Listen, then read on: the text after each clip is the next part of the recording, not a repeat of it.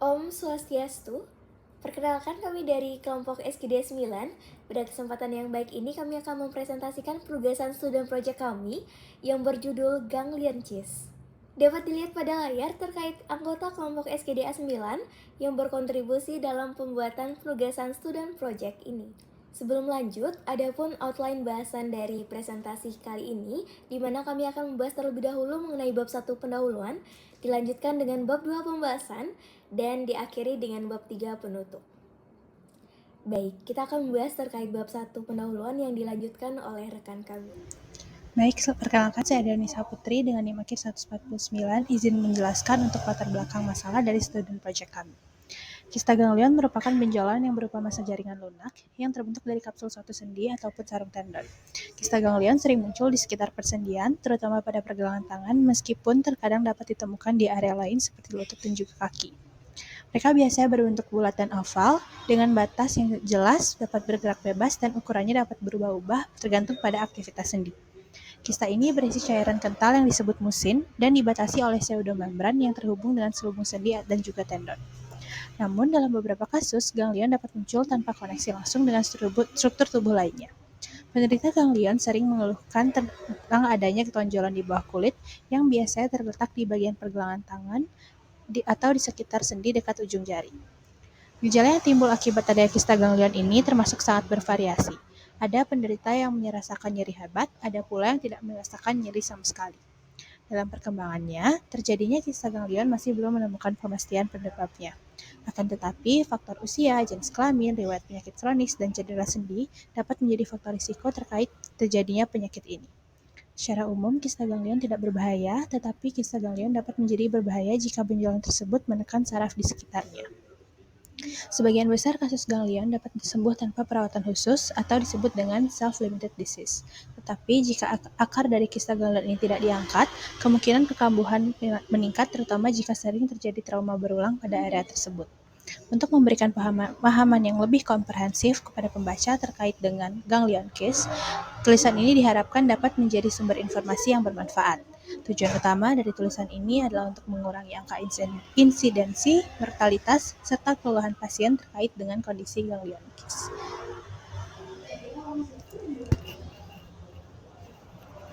Adapun masalah yang dapat dirumuskan berdasarkan latar belakang tersebut adalah yang pertama, apa definisi dari ganglion case? Lalu yang kedua, bagaimana etiologi dan epidemiologi dari ganglion case? Lalu yang ketiga, bagaimana patofisiologi dari ganglion case? Lalu yang keempat adalah apa tanda dan gejala dari ganglion case? Yang kelima, apa diagnosis dari ganglion case? Yang keenam, apa diagnosis banding dari ganglion case? Dan yang terakhir, bagaimana cara menangani dan prognosis dari ganglion case?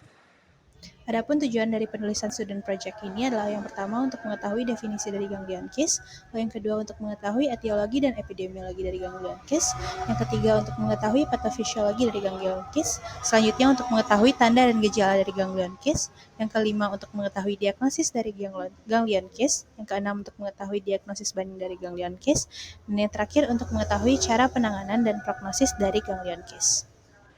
Selanjutnya, untuk manfaat dari penulisan student project ini terbagi menjadi manfaat akademis dan juga manfaat praktis. Untuk manfaat akademis, yang pertama dapat menggambarkan dan memberikan pemahaman mengenai definisi etiologi, epidemiologi, patofisiologi, tanda dan gejala, diagnosis banding, penanganan, serta prognosis dari ganglion case. Lalu yang kedua dapat membuka dan menambah wawasan penulis dan pembaca mengenai ilmu penyakit, dalam khususnya ilmu penyakit muskuloskeletal yang berkaitan dengan topik karya tulis ini. Dan yang terakhir dapat menjadi referensi dan masukan untuk karya tulis berikutnya. Kemudian untuk manfaat praktisnya, yang pertama dapat menjadi rujukan bagi sejawat dan masyarakat mengenai ganglion case, dan yang kedua dapat meningkatkan kesadaran masyarakat dalam hal mencegah berbagai macam penyakit, salah satunya adalah ganglion case. Selanjutnya, dilanjutkan dengan bab 2 pembahasan yang dilanjutkan oleh rekan kami. Baik, izin melanjutkan. Sebelumnya perkenalkan, nama saya Ega Dewi Suputra dengan 3 izin yang terakhir 37. Jadi definisi dari ganglion cyst adalah abnormalitas jaringan lunak yang berisi cairan dan sering terjadi di sekitar kapsul sendi atau selubung tendon. Ganglion cyst juga dapat didefinisikan sebagai jenis tumor jaringan lunak yang paling sering terjadi di tangan. Secara patologis, kista ganglion tidak bersifat ganas dan biasanya berisi kumpulan lendir dengan batang yang terhubung ke ruang sendi di bawahnya. Ganglion cyst merupakan jenis benjolan yang paling umum terjadi di tangan dan pergelangan tangan. Lokasi utama dari kista ganglion adalah pada bagian belakang pergelangan tangan yang menyumbang sekitar 60 hingga 70% dari semua kasus kista ganglion. Selain itu, ganglion cyst juga sering ditemukan di pergelangan tangan bagian bawah, selubung tendon flexor, dan sendi di antara tulang jari yang paling ujung. Baik pada orang dewasa maupun anak-anak, kista ganglion cenderung lebih sering terjadi pada wanita antara usia 20 hingga 40 tahun, meskipun telah terdokumentasi pada hampir setiap dekade kehidupan. Mungkin sekian dari Baik, sebelum perkenalkan, nama saya Muhammad Aziz Ilham dengan NIM AR 220. Di sini saya akan menjelaskan mengenai etiologi dari ganglion cyst, yaitu banyak teori telah diujukan dalam sejarah mengenai penyebab kista ganglion. Namun, sampai saat ini belum terdapat kesepakatan yang jelas. Salah satu teori yang telah diusulkan oleh Eller pada tahun 1746 adalah bahwa kista ganglion timbul akibat herniasi jaringan sinovial dari sendi. Teori lain yang diperkenalkan oleh Karp dan Stout pada tahun 1926 yang menjadi dasar bagi sebagian besar pandangan modern menyatakan bahwa kista ganglion disebabkan oleh degenerasi musinosa pada jaringan ikat akibat kerusakan kronis. Saat ini, sebagian besar penulis sepakat bahwa kista ganglion berasal dari sel mesenkim pada sambungan kapsuler sinovial karena cedera mikro yang berulang. Cedera berulang pada struktur kapsuler dan ligamen pendukung diyakini merangsang fibroblas untuk menghasilkan asam hyaluronat yang kemudian terakumulasi membentuk materi mirip musin seperti jeli yang umumnya ditemukan dalam kista ganglion. Mungkin sekian yang dapat saya sampaikan, akan dilanjutkan oleh rekan saya. Terima kasih. Baik, perkenalkan saya Natasha dengan 3 digit IMAHIR 240. Saya izin menjelaskan mengenai epidemiologi ganglion cyst. Epidemiologi kista ganglion menunjukkan data kejadian lebih sering terjadi pada wanita berusia antara 20 dan 50 tahun. Indonesia sendiri belum memiliki data statistik mengenai kista ganglion. Secara global, menurut data statistik yang dilakukan di Polandia terhadap 520 pasien kista ganglion, wanita lebih sering menderita kista ini dibandingkan pria dengan perbandingan 2,8:1. Berdasarkan data, pasien biasanya mengeluhkan adanya benjolan di area pergelangan tangan atau jari. Dalam beberapa kasus, nodul dapat menyebabkan nyeri dan penurunan rentang gerak yang terlihat saat pemeriksaan fisik. Biasanya terjadi di pergelangan tangan, namun pada kasus yang sangat jarang, kista ganglion dapat terjadi di area lutut. Kista ganglion di area lutut berhubungan dengan cedera pada ACL atau lutut anterior, dan biasanya dapat dideteksi menggunakan pemindahan MRI. Kista ganglion umumnya tidak menyebabkan kematian. Mungkin sekian dari saya, bisa dilanjutkan oleh teman saya. Terima kasih. Perkenalkan, saya Paniko Magister Pramputra dengan 3 digit yang terakhir 054. Izin melanjutkan untuk patofisiologi, di mana kista ganglion sendiri adalah benjolan jaring lunak dan kanker yang terjadi di sepanjang sendi ataupun tendon. Penyakit ini muncul dari degenerasi dari dalam kapsul sendi ataupun selubung tendon yang kemudian akan terisi oleh cairan sinovial.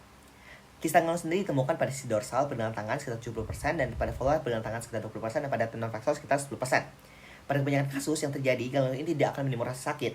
Namun rasa sakit yang muncul itu biasanya disebabkan adanya gesekan oleh permukaan luar yang terlalu ketat ataupun terlalu keras seperti sepatu yang terlalu ketat. Nah, ada beberapa teori yang menjelaskan tentang penyebab dari kista ganglion ini. Yang pertama adalah teori herniasi pada kapsul sendi yang menjelaskan bahwasanya kista ganglion sendiri adalah cairan yang ada pada kista yang berasal dari sendi dan akan dipompa melalui katup satu arah. Kemudian yang kedua adalah teori kapsul Ren yang menjelaskan bahwasanya cedera pada sendi itu dapat menyebabkan kebocoran pada cairan sinovial ke dalam jaringan periartikular, dan teori degenerasi di jaringan mikoma yang nantinya dapat membentuk dinding kista tanpa lapisan sel. Nah, kista ganglion sendiri akan dapat menyerupai berbagai macam lesi yang ada pada kaki, baik seperti pada kista sinovial, lipoma, serta penyebab nyeri pada kaki lainnya, seperti tajicumit, artritis, maupun plantar fasciitis. Sekian dapat saya sampaikan, akan dilanjutkan oleh rekan saya. Terima kasih. Izin melanjutkan, perkenalkan saya Pandesri Syafar Alandari dengan 3 digit IMAKIR 205.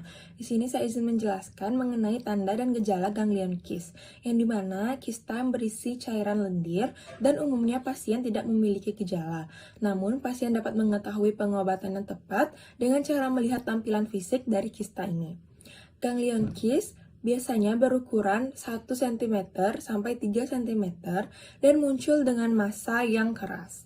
Pasien juga akan mengalami nyeri, namun kista tidak muncul pada permukaan kulit, melainkan menempel pada jaringan dalam. Saraf juga dapat mengalami penekanan oleh ganglion cyst, sehingga pasien akan terganggu aktivitasnya, seperti menurunkan kekuatan pasien dalam menggenggam, mengalami kesemutan, dan juga tidak dapat menggerakkan sendi secara bebas. Sekian dari saya, terima kasih. Baik, perkenalkan saya Indira Prana dengan 3 digit NIM akhir 012. Di sini saya akan melanjutkan mengenai pembahasan tanda dan gejala ganglion cheese. Seperti yang kita ketahui bersama, adapun karakteristik yang dapat diperhatikan dari ganglion cheese ini, seperti yang pertama itu adalah ukuran dan bentuk, di mana ganglion cheese biasanya berukuran 1 cm sampai 3 cm dan muncul dengan massa yang keras. Berikutnya kita juga dapat melihat dari lokasi, di mana lokasi dari ganglion cheese ini mayoritas ditemukan pada daerah tangan. Berikutnya, berdasarkan lokasinya, ini ganglion cheese dapat diklasifikasikan menjadi beberapa bagian. Mungkin dari yang pertama kita akan membahas mengenai dorsal wrist ganglion, di mana ganglion cheese ini terletak di daerah pergelangan tangan, bagian dorsal di bagian belakang ataupun bagian atas pergelangan tangan. Sehingga dari dorsal wrist ganglion ini kita dapat temukan terkait lokasi-lokasi adanya sebuah kista. Berikutnya kita dapat membahas mengenai volar wrist ganglion, di mana ganglion cheese ini dapat ditemukan pada daerah volar yang merupakan jenis kista yang terkadang muncul di pergelangan tangan dekat arteri radial. Sehingga untuk lebih jelasnya dapat dilihat pada layar telah kami cantumkan terkait daerah volar wrist ganglion. Baik, pada lokasi ketiga kita dapat temukan pada proximal joint ganglion interphalangeal, di mana pada kasus ganglion ini sendi proximal interphalanges atau PIP, namun kasus ini jarang terjadi. Mungkin untuk lebih jelasnya kita dapat melihat pada layar, di mana pada layar telah dicantumkan gambar dari proximal joint ganglion interphalanges. Dan untuk materi berikutnya dilanjutkan oleh rekan saya.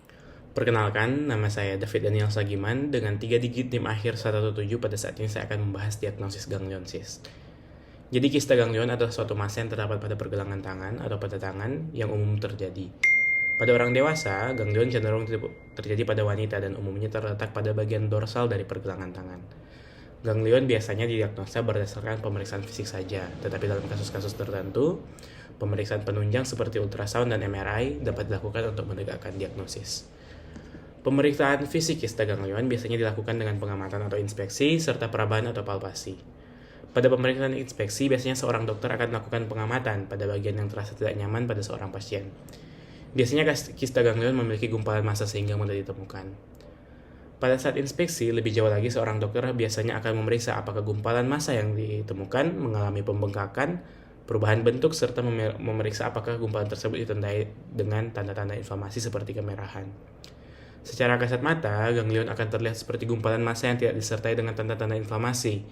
Ganglion paling banyak terletak pada pergelangan tangan dengan ukuran kurang lebih 2,5 cm. Pada saat melakukan perabaan atau palpasi, pemeriksaan akan berfokus pada konsistensi gumpalan tersebut, mobilitas, dan nyeri tekan. Saat palpasi, ganglion biasanya berkonsistensi lunak, tidak terfiksasi, dan biasanya tidak disertai nyeri tekan. Selanjutnya, suatu kista ganglion jika diperiksa dalam pemeriksaan penunjang seperti ultrasound atau MRI memiliki gambaran tersendiri. Pada pemeriksaan ultrasound, kista ganglion biasanya hipoekoik hingga anekoik dan menunjukkan margin yang terdefinisi dengan baik. Pada pemeriksaan MRI, kista ganglion muncul sebagai massa yang terdefinisi dengan baik, unilokular atau multilokular dengan kapsul tipis. Dalam menegakkan diagnosis kista ganglion, pemeriksaan fisik saja sebenarnya sudah cukup untuk mendiagnosis apakah suatu kondisi yang terjadi adalah suatu kista ganglion atau bukan. Karena kista ganglion memiliki karakteristik yang dapat diamati dengan jelas dan akurat. Akan tetapi, untuk menegakkan diagnosis secara pasti apakah suatu kondisi adalah kista ganglion atau bukan, pemeriksaan penunjang seperti ultrasound, MRI dapat membantu karena kedua pemeriksaan penunjang yang ada akan menunjukkan citra kista ganglion pada pemeriksaannya masing-masing. Mungkin sekian dari saya, akan dilanjutkan oleh teman saya. Terima kasih. Baik, perkenalkan saya Nanda Dwi Pena dengan 3 digit NIM terakhir 047, menjelaskan di bagian diagnosis banding.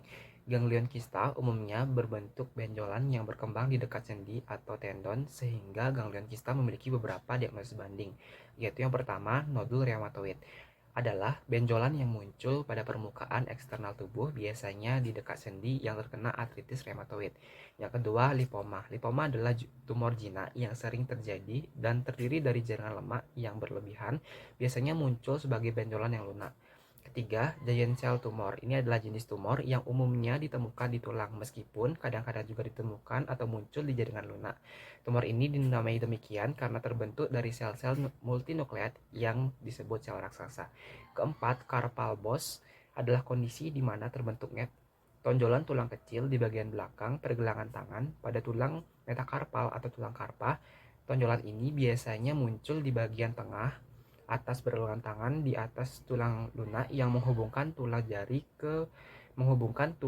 jari ke pergelangan tangan. Yang kelima, osteoblastoma adalah jenis tumor tulang yang berkembang dari sel-sel osteoblast. Osteoblastoma biasanya muncul pada tulang panjang seperti tulang paha atau tulang kaki, meskipun dapat muncul di tulang manapun dalam tubuh. Sekian dari saya, penjelasan selanjutnya akan dilanjutkan oleh teman saya. Terima kasih. Baik, sebelumnya perkenalkan nama saya Felicia Fernanda dengan 3 digit terakhir 075. Saya izin untuk mengajukan dari presentasi teman saya, yaitu mengenai penanganan dari gangliosis.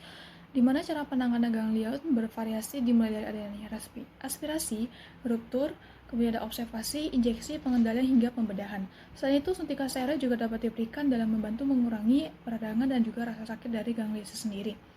Gangliosis sendiri dikelompokkan penanganannya menjadi dua, yaitu pertama adalah penanganan konservatif, yaitu dapat dilakukan observasi dengan melihat apakah kista ganglion memiliki gejala atau gangguan aktivitas sehari-hari.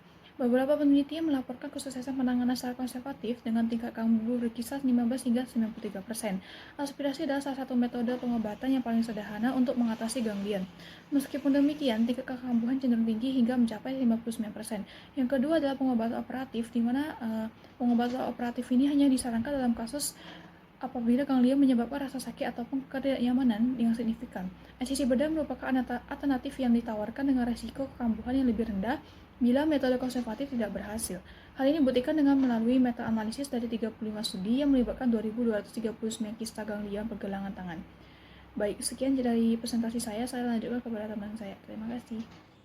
Dilanjutkan dengan penutupan sebelumnya, perkenalkan nama saya Niwe Angeli Anggayani dengan 3 digit tim terakhir 034. Adapun kesimpulannya, yang pertama, ganglion kiss merupakan abnormalitas jaringan lunak yang berisi cairan dan sering terjadi di sekitar kapsul sendi atau selubung tendon. Ganglion kiss sering ditemukan pada bagian belakang pergelangan tangan, biasanya berukuran 1-3 cm dan muncul dengan massa yang keras. Ganglion kiss umum terjadi pada wanita berusia 20-50 tahun dan memiliki risiko 3 kali lebih tinggi daripada pria. Kemudian, dalam perkembangannya, penyebab ganglion kiss masih belum pasti. Namun diyakini kista ini muncul karena cedera kecil berulang yang menyebabkan degenerasi pada jaringan ikat serta faktor usia, jenis kelamin, dan riwayat penyakit kronis dapat menjadi faktor risiko terjadinya penyakit ini. Selanjutnya, karakteristik ganglion kiss dapat dibedakan berdasarkan ukuran, bentuk, dan lokasi. Lokasi ganglion kiss dapat diklasifikasikan menjadi 3 bagian. Diagnosis ganglion kiss dapat berdasarkan pemeriksaan fisik dengan inspeksi dan palpasi serta pemeriksaan penunjang seperti MRI. Selanjutnya, diagnosis banding dari ganglion kiss yaitu nodal rheumatoid, lipoma, giant cell tumor, carpal box, dan osteoblastoma. Kemudian penanganan ganglion kiss bervariasi mulai dari penanganan konservatif dengan observasi, aspirasi, ruptur, injeksi, pengendalian, hingga penanganan operatif. Baik, selanjutnya saran dari student project ini, penulis ingin menyampaikan kepada pembaca agar hendaknya memahami dan menelaah isi dari kajian ini dengan mengetahui pengetahuan mengenai ganglion kiss dan memahami penata laksanaan, prognosis, serta tanda dan gejala dari ganglion kiss. Adapun daftar pustaka yang kelompok kami gunakan dalam pembuatan student project dapat dilihat pada layar. Baik, sekian pemaparan student project dari SKD kami. Om Santi Santi Santi Om.